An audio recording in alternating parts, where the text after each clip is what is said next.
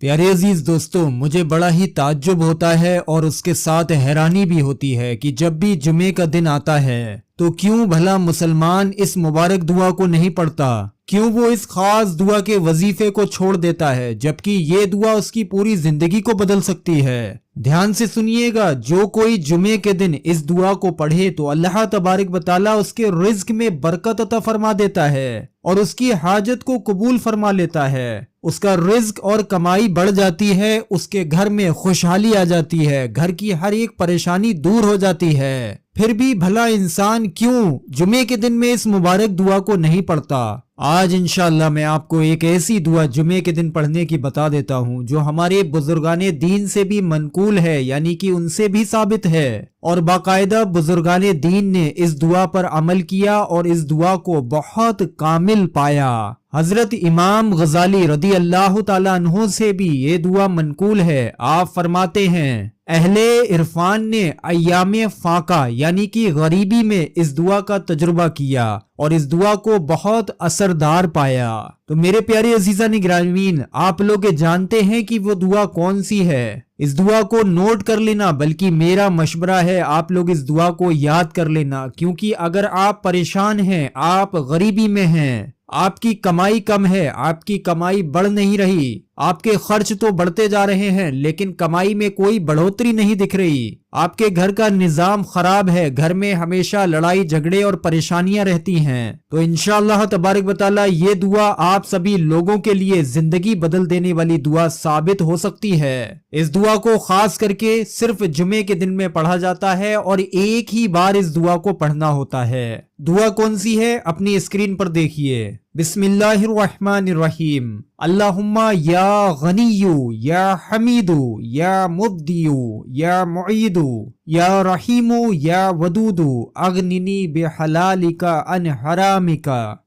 वबी ताअतिका अन मासियातिका वबी फदलिका अम्मन सिबाक। इस दुआ को याद कर लेना, चाहे तो देख कर पढ़िए एक दो जुमे, फिर इंशाअल्लाह आपको याद हो जाएगी। नमाजे जुमा के बाद से लेकर शाम तक यानी कि मगरिब की अजान होने तक आप लोग ये दुआ एक बार पढ़ें। अब इसका फायदा क्या होगा सुनिए। अल्लाह पाक इस दुआ के पढ़ने वाले को मखलूक और रिज्क से बेनियाज फरमा देगा। उस पढ़ने वाले पर से मोहताजी हट जाएगी, यानी कि वो किसी भी इंसान का फिर मोहताज नहीं रहेगा, फिर उसको किसी के सहारे की जरूरत नहीं, खास करके रिज्क के मामले में। ऐसी जगह से उसको रिज्क अता फरमाएगा अल्लाह रब्बुल इज्जत जहां से उसे गुमान भी ना होगा। हर जुमे के दिन कम से कम एक बार ये दुआ जरूर पढ़िएगा और फिर इसकी बरकतें देखिएगा। अगर किसी को कोई खास हाजत पेश हो तो वो इस दुआ का 3 जुमे का ये अमल करे, यानी कि 3 जुमे लगातार पढ़े। किस तरीके से पढ़ना है, इसमें उस इंसान को पढ़ना यही दुआ है, लेकिन एक जगह खामोशी से बैठे और नमाजे असर का जुमे के दिन में टाइम हो, यानी कि असर की अजान हो चुकी हो, मगरिब की अजान होने से पहले खास हाजत के लिए ये वजीफा पढ़े। बैठ जाए, 3 मरतबा शुरू में दुरूद पाक पढ़े, फिर बीच में 41 मरतबा इस दुआ की तादाद को पूरा करे, यानी कि 41 मरतबा पढ़े, फिर आखिर में 3 मरतबा दुरूद पाक पढ़कर वजीफा मुकम्मल कर ले। उसके बाद अल्लाह रब्बुल इज्जत से अपनी हाजत को मांगे।